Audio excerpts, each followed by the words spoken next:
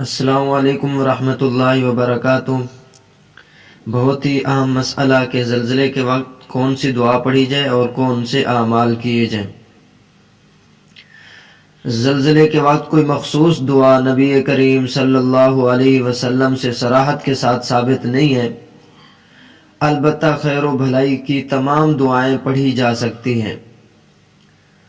یہ بھی واضح رہے زلزلہ اللہ کے عذاب میں سے ایک عذاب ہے۔ زلزلہ کے وقت تضرع، خشوع اور خضوع کے ساتھ کثرت سے توبہ اور استغفار، دعا اور صدقہ کرنا چاہیے، اور قرآن و سنت سے ثابت دعائیں پڑھنی چاہیے۔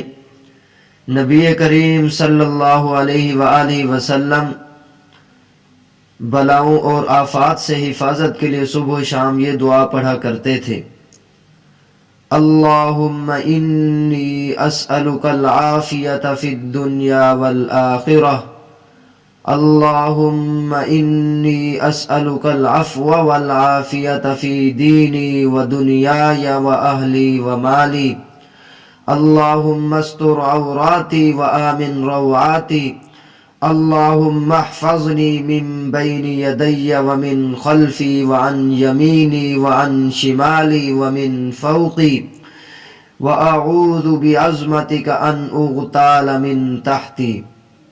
تو یہ دعائیں پڑھنی چاہیے صبح و شام کی، اور زلزلہ کے وقت توبہ اور استغفار اللہ تعالیٰ کے سامنے رو رو کر دعا مانگنی چاہیے۔ واللہ تعالی عالم بالصواب۔